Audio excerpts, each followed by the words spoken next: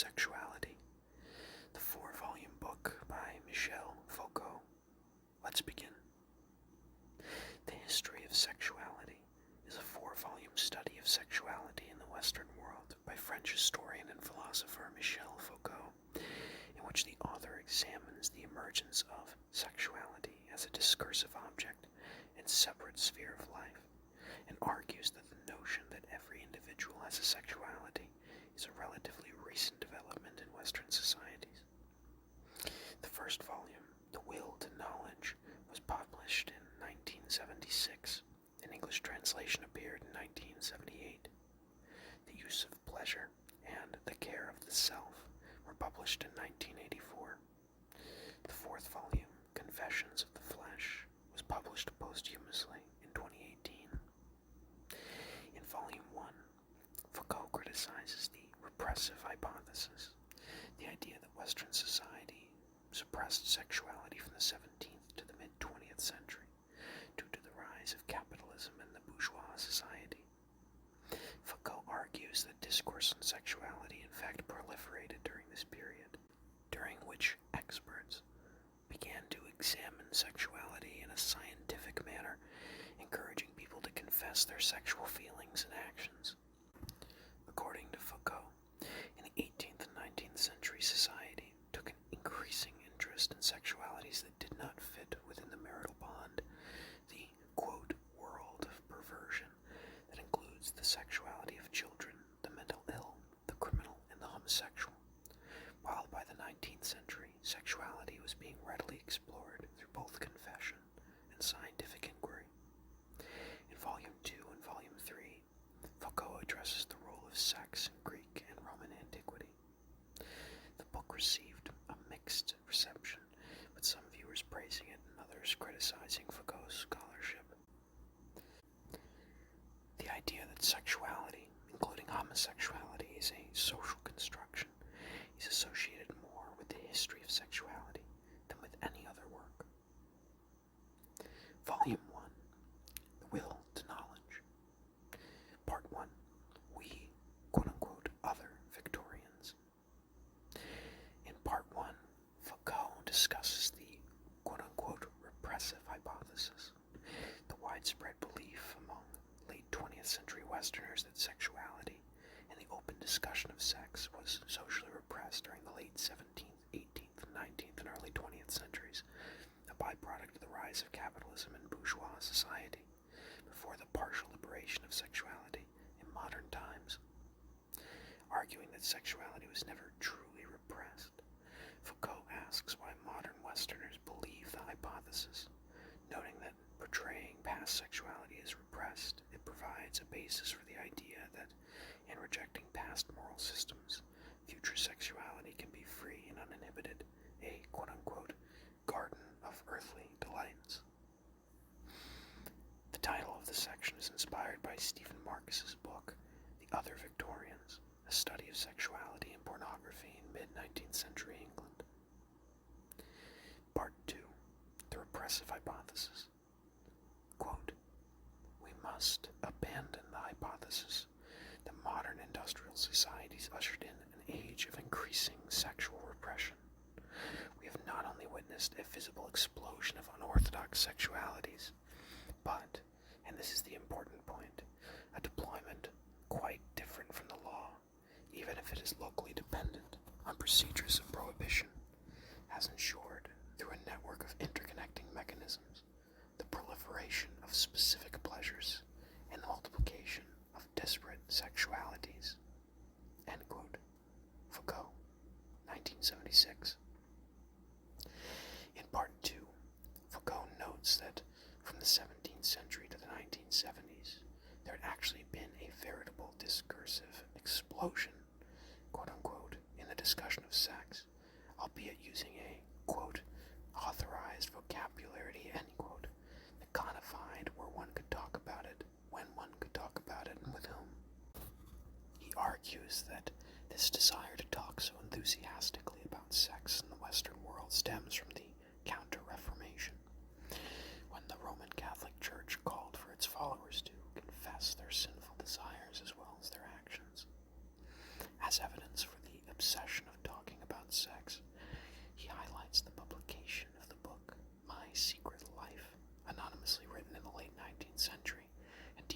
the sex life of Victorian gentlemen. Indeed, Foucault states that at the start of the 18th century, there was an emergence of a, quote, political, economic, and technical incitement to talk about sex, end quote, while self-appointed experts speaking both moralistically and rationally on sex, the latter sort trying to categorize it. He notes that in that century, governments became increasingly aware that they were not merely having to manage subjects, quote unquote, or a people, quote unquote, but a quote unquote, again, population. And that, because of this, they had to concern themselves with topics such as birth and death rates, marriage and contraception, thereby increasing their interest and changing their discourse on sexuality. Foucault argues that prior to the 18th century, discourse on sexuality focuses on the productive role of the married couple, which is monitored by both canonical and civil law. In the 18th and 19th centuries, he argues, society ceases discussing the sex lives of married couples, instead taking an increasing interest in sexualities that did not fit within this union, the, quote, world of perversion, end quote, that includes the sexuality of children, the mentally ill, the criminal, and the homosexual. He notes that this had three major effects on society. Firstly, there was an increasing categorization of these quote-unquote perverts, where previously a man who engaged in same-sex activities would be labeled as an individual who succumbed to the sin of sodomy. Now they would be categorized into a new quote-unquote species, that of homosexual. Secondly, Foucault argues the labeling of perverts conveyed a sense of, quote, pleasure and power onto both those studying sexuality and the perverts themselves.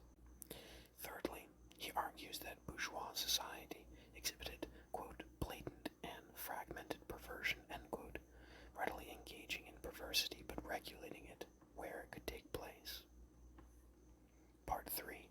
Scientia Sexualis. In Part 3, Foucault explores the development of the scientific study of sex, the attempt to unearth the quote-unquote truth of sex, a phenomenon which Foucault argues is peculiar to the West. In contrast to the West's sexual science, Foucault introduces the ars erotica, which he states has only existed in ancient and Eastern societies. Furthermore, he argues that this scientia sexualis has repeatedly been used for political purposes, being utilized in the name of quote-unquote public hygiene to support state racism. Returning to the influence of the Catholic confession, he looks at the relationship between the one confessing and the authoritarian figure that he confesses to, arguing that as Roman Catholicism was eclipsed in much of Western and Northern Europe following the Reformation, the concept of confession survived and became even more widespread, entering into the relationship between parent and child, patient and psychiatrist, student and educator. By the 19th century, he maintains the quote-unquote truth of sexuality was being readily explored through both confession and scientific inquiry. Foucault proceeds to examine how the confession of sexuality then comes to be, quote, constituted in scientific terms, end quote, arguing that scientists began to trace the cause of all aspects of human psychology and society to sexual factors. Part 4. The deployment of sexuality. In Part 4, Foucault explores the question as to why Western society wishes to seek for the quote-unquote truth of sex. Foucault argues that we need to develop, quote, an analytics, end quote, of power through which to understand sex, highlighting that power controls sex by laying down rules for others to follow. He discusses how power demands obedience through domination, submission, and subjection, and also how power masks its true intentions by disguising itself as beneficial. As an example, he highlights the manner in which the feudal absolute monarchies of historical Europe, themselves a form of power, disguised their intentions by claiming they were necessary to maintain law, order, and peace. As a leftover concept from the days of feudalism, Foucault argues that Westerners still view power as emanating from law, but rejects this, proclaiming that we must, quote, construct an analytics of power that no longer takes law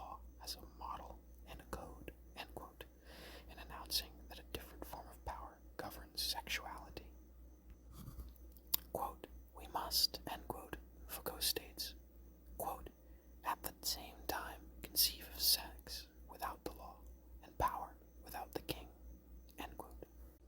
Foucault explains that he does not mean power as the domination or subjection exerted on society by the government or the state. Rather, power should be understood, quote, as the multiplicity of force relations eminent in the sphere in which they operate, end quote. In this way, he argues, quote, power is everywhere because it comes from everywhere, end quote, emanating from all social relationships and being imposed through society, bottom up rather than top down. Foucault criticizes William Reich, writing that while an important historico-political critique of sexual repression is formed around Reich, quote, the very possibility of its success was tied to the fact that it always was unfolded within the deployment of sexuality, not outside or against it, end quote. According to Foucault, that sexual behavior in Western societies was able to change in many ways, quote, without any of the promises or political conditions predicted by Reich being realized, end quote, demonstrates that the, quote, anti-repressive, end quote, struggle is, quote, a tactical shift and reversal in the great deployment of sexuality, end quote. Part 5. Right of death and power over life. In Part 5, Foucault asserts that the motivations for power over life and death have changed. As in feudal times, the, quote, right to life, end quote, was more or less a, quote, right to death, end quote, because sovereign powers were able to decide when a person died. This has changed to a, quote, right to live, is a sovereign states are more concerned about the power of how people live. Power becomes about how to foster life. For example, a state decides to execute someone as a safeguard to society, not as justified as once was, as vengeful justice. This new emphasis on power over life is called biopower and comes in two forms. First, Foucault says it is, quote, centered on the body as a machine. It's disciplining the optimization of its capabilities, the extortion of its forces, the parallel increase of its usefulness and its docility, the integration into systems of efficient and economic controls, end quote. The second form, Foucault argues, emerged later and focuses on, quote, the species body, the body imbued with the mechanics of life and serving as the basis of the biological processes, propagation, births and mortality, the level of health, life expectancy and the longevity, with all the conditions that cause these to vary, end quote. Biopower, it is argued, is the source of the rise of capitalism, as states became interested in regulating and normalizing power over life, and not as concerned about punishing and condemning actions. Volume 2. The Use of Pleasure. In this volume, Foucault discusses, quote, the manner in which sexual activity was problematized by philosophers and doctors in the classical Greek literature of the 4th century BC, end quote. Exploring the works of Greek philosophers such as Seneca, Xenophon, Plato, and many more, Foucault explains the aim of this volume to unravel the process of the structuralization of sexuality as an ethical practice in Greek culture. To do so, the book inspects 4 Greek practices: dietetics, to understand the relation of the self with the body; economics, as the management of marriage and households; and erotics, to explore the codes of conduct between men and boys; finally, the understanding of true love in philosophy. For Foucault, this exploration of Greek practice illustrates an, quote, history of the desiring subject, end quote, which is crucial for understanding the modern construction of sexuality. Volume 3. The Care of the Self. In this volume, Foucault discusses texts such as the Onir Critica, or the interpretation of dreams, of Artemidorus. Other authors whose work is discussed include Galen, Plutarch, and Pseudo-Lucian. Foucault describes the Onir Critica as, quote, a point of reference, end quote, for his work, one that exemplifies a common way of thinking. Volume 4, this draft version of the fourth volume, published and translated after his death, Foucault traces the adoption and adaptation of early Christian societies of earlier pre-Christian ideas of pleasure. Publication history. The 3 volumes of The History of Sexuality were published before Foucault's death in 1984. The first volume, The Will to Knowledge, was published in France in 1976, translated in 1977, focusing primarily on the last 2 centuries and the functioning of sexuality as an analytics of power related to the emergence of the science of sexuality and the emergence of biopower in the West. The work was a further development of the account of the interaction of knowledge and power Foucault provided in Discipline and Punish. According to Arnold Davidson, the back cover of the first volume announced there would be 5 forthcoming volumes. Volume 2, The Flesh and the Body, would, quote, concern the prehistory of our modern experience of sexuality, concentrating on the problematization of sex in early Christianity, end quote. Volume 3, The Children's Crusade, would discuss, quote, the sexuality of children, especially the problem of childhood masturbation, end quote. Volume 4, Woman, Mother, Hysteric, would discuss, quote, the specific ways in which sexuality has been invested in the female body, end quote. Volume 5, Perverts, was, quote, planned to investigate exactly what the title named, end quote. And Volume 6, Population and Races, was to examine, quote, the way in which treaties, both theoretical and practical, on the topic of population and race were linked to the history of biopolitics, quote unquote. Foucault subsequently abandoned this plan. The second 2 volumes, The Use of Pleasure and The Care of the Self, dealt with the role of sex in Greek and Roman antiquity. The latter volume deals considerably with ancient technological development of the hyponymia, which was used to establish a permanent relationship to oneself. Both were published in 1984, the year of Foucault's death, the second volume being translated in 1985 and the third in 1986.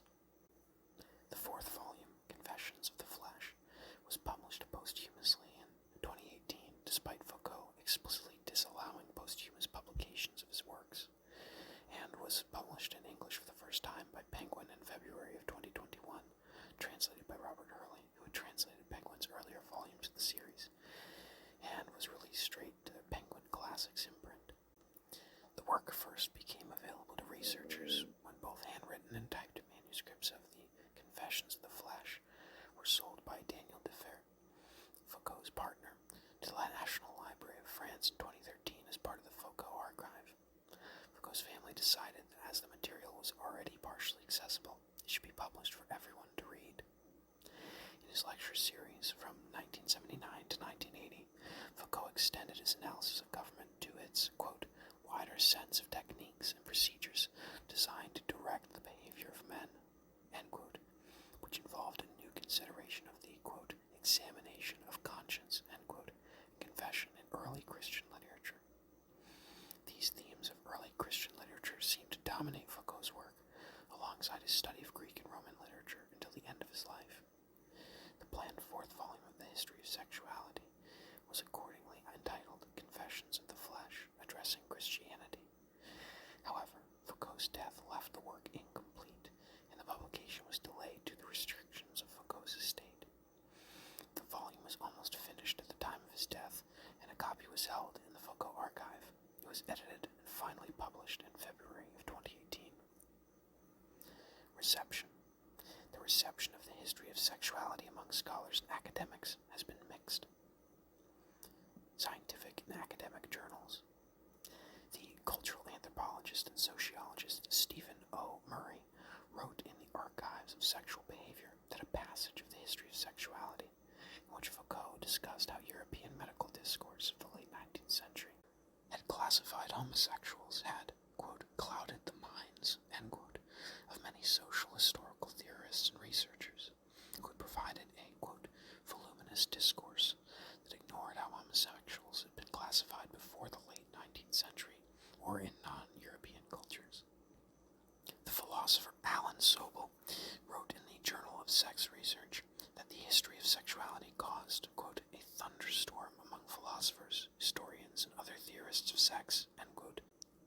He credited Foucault with inspiring genealogical studies, quote, informed by the heuristic idea that not only are patterns of sexual desire and behavior socially engineered, but also that concepts of our sexual discourse are equally socially constructed, end quote, and with influencing, quote, gender studies, feminism, queer theory, and the debate about the resemblance and continuity, or lack of it, between ancient and contemporary homoeroticism, end quote. He credited Simone de Beauvoir with anticipating Foucault's view that patterns of sexual desire and behavior are socially determined. Evaluations in books, 1976 through 1989. The historian Jane Kaplan called the history of sexuality, quote, certainly the most ambitious and interesting recent attempt to analyze the relations between the production of concepts and the history of society in the field of sexuality, end quote, but criticized Foucault for using an undifferentiated concept of speech and improprious notion of power. The gay rights activist Dennis Altman described Foucault's work as representative of the position that homosexuals emerged as a social category in the 18th and 19th century Western Europe in The Homosexualization of America, 1982. The feminist Germaine Greer wrote that Foucault rightly argues that, quote, what we have all along taken as a breaking through of a silence in the long-delayed giving of due attention to human sexuality was in fact the promotion of human sexuality, indeed, the creation of an internal focus for the individual's preoccupations, end quote. The historian Peter Gay wrote that Foucault is right to raise questions about the, quote, repressive hypothesis, end quote, but that, quote, his procedure is anecdotal and almost wholly unencumbered by facts, using his accustomed technique, reminiscent of the principle underlying Oscar Wilde's humor of turning accepted ideas upside down. He turns out to be right in part for his private reasons, end quote.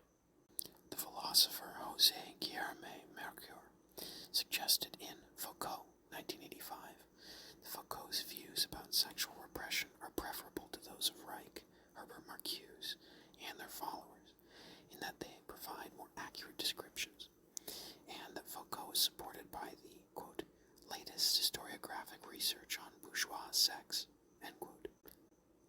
Mercure considered the second two volumes of The History of Sexuality to be of higher scholarly quality than the first, and found that Foucault to be, quote, original and insightful, end quote, in his discussion of the Roman Emperor Marcus Aurelius and the other Stoics in The Care of the Self. However, he found the details of Foucault's views open to question, and suggested that Foucault's discussion of Greek pederasty is less illuminating than that of Kenneth Dover, despite Foucault's references to Dover's Greek homosexuality, 1978. The philosopher Roger Scruton rejected Foucault's claim that sexual morality is culturally relative in Sexual Desire, 1986. He also criticized Foucault for assuming there could not be societies in which a, quote, problematization, unquote, of the sexual did not occur. Scruton concluded that, quote, no history of thought could show the problematization of sexual experience to be peculiar to certain specific social formations. It is a characteristic of personal experience generally, and therefore of every genuine social order, end quote. The philosopher Peter Dews argued in Logics of Disintegration that Foucault's rejection of the repressive hypothesis is more apparent than real, and that the hypothesis is not, quote, abolished, but similarly displaced, end quote, in The History of Sexuality, as shown, for example, by Foucault's persistent references to, quote, the body and its pleasures, end quote, and to ars erotica. The classicist Page Dubois called The Use of Pleasure, quote, one of the most exciting new books, end quote, in classical studies, and, quote, an important contribution to the history of sexuality, end quote, but added that Foucault, quote, takes for granted and thus authorizes exactly what needs to be explained. The philosophical establishment of the autonomous male subject. The historian Patricia O'Brien wrote that Foucault was, quote, without expertise in dealing with antiquity, and that the history of sexuality lacks the methodological rigor of Foucault's earlier works, especially Discipline and Punish. Evaluations in books, 1990 to present. The philosopher Judith Butler argued in Gender Trouble, 1990, that the theory of power Foucault expounds in the first volume of this history of sexuality is to some extent contradicted by Foucault's subsequent discussion of the journals of Herculine Barbin, a 19th century French hermaphrodite, whereas the former work Foucault asserts that sexuality is coextensive with power. In Herculine Barbin, he, quote, fails to recognize the concrete relations of power that both construct and condemn Herculean sexuality, instead romanticizing Barbin's world of pleasure as the, quote, happy limbo of a non-identity, end quote, and expressing views akin to those of Marcuse. Butler further argued that this conflict is evident within the history of sexuality, noting that Foucault refers there to bucolic and innocent sexual pleasures that exist prior to the imposition of, quote, regulative strategies. The classicist David M. Halperin claimed in 100 Years of Homosexuality, 1990, in the appearance of the English translation of the first volume of Foucault's work in 1978, together with the publication of Dover's Greek Homosexuality the same year, marked the beginning of a new era in the study of the history of sexuality. He suggested that the history of sexuality may be the most important contribution to the history of Western morality since Friedrich Nietzsche's On the Genealogy of Morality, 1887. The critic Camille Paglia rejected Halperin's views, calling the history of sexuality a, quote, disaster. Paglia wrote that much of the history of sexuality is fantasy unsupported by the historical record, and that it, quote, is acknowledged even by Foucault's admirers to be his weakest work, end quote. The economist Richard Posner described the history of sexuality as, quote, a remarkable fusion of philosophy and intellectual history, end quote, in Sex and Reason, adding that the book is lucidly written. Diana Hammer wrote in the anthology The Sexual Imagination from Acker to Zola, 1993, that the history of sexuality is Foucault's best-known work on sexuality. The historian Michael Mason wrote that in the history of sexuality, Foucault presents what amounts to an argument, quote, against the possibility of making historical connections between beliefs about sex and sexual practices, end quote, but that the argument is only acceptable if one accepts the need to shift attention from, quote-unquote, sexuality to, quote-unquote, sex, in thinking about the sexual culture of the last 3 centuries, and that Foucault does not make the case for such a need. The critic Alexander Welsh criticized Foucault for failing to place Sigmund Freud in the context of 19th century thought and culture. The classicist Walter Buchert called Foucault's work the leading example of the position that sexuality takes different forms in different civilizations and is therefore a cultural construct. The historian Ray Porter called the history of sexuality, quote, a brilliant enterprise, astonishingly bold, shocking even, in its subversion of conventional explanatory frameworks, chronologies, and evaluations, and in its proposed alternatives, end quote. Porter credited Foucault with discrediting the view proposed, for example, by Marcuse in Eros and Civilization, 1955, that, quote, industrialization demanded erotic austerity, end quote. The philosopher Martha Nussbaum wrote that the claim that homosexuality is a cultural construction is associated more with Foucault's history of sexuality than with any other work. The classicist Brune Thornton wrote that the use of pleasure was, quote, usually quite readable, surveying ancient evidence to make some good observation about the various techniques developed to control passion, end quote, but faulted Foucault for limiting his scope to, quote, 4th century medical and philosophical works, end quote. The philosopher Arnold Davidson wrote that while, quote, Foucault's interpretation of the culture of the self in late antiquity is sometimes too narrow and therefore misleading, end quote, this is a defect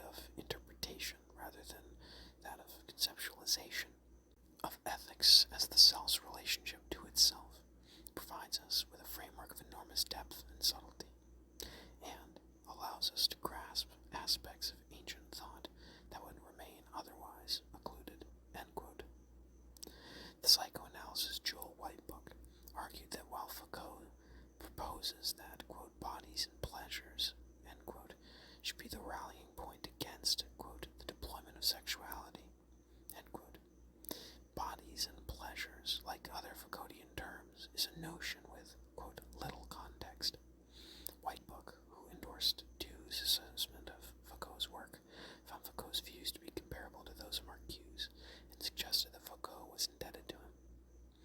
In 2005, Scruton dismissed the history of sexuality as mendacious, and called his book Sexual Desire, 1986, in answer to Foucault's work. Romana Byrne criticized Foucault's argument that the scientia sexualis belongs to modern Western culture, while the ars erotica belongs only to Eastern and ancient societies, arguing that a form of ars erotica has been evident in Western society since at least the 18th century. Scruton wrote in 2015 that, contrary to Foucault's claims, the ancient texts Foucault examines in the use of pleasure are not primarily about sexual pleasure. Nevertheless, he found the second two volumes of the History of Sexuality more scholarly than Foucault's previous work. Scruton concluded, of the work in general, that it creates an impression of a normalized Foucault. Quote, his command of the French language, his fascination with ancient texts and the byways of history, his flamboyant imagination and beautiful style have all been put, at last, to a proper use, in order to describe the human condition respectfully, and to cease to look for the secret structures beneath its smile. End quote. Finally, we move on to the final section. See also. Bullet point 1. Foucauldian discourse analysis. Bullet point 2. Greek love. And bullet point 3. Post-sexualism. With that, we've reached the end. I think there's a few things that we can take a look at here in the future that have been brought up through this text and through the Wikipedia article's listing of critiques of said text. I think it's something we can maybe look at in the future, but just let me know below. I'll see you next time.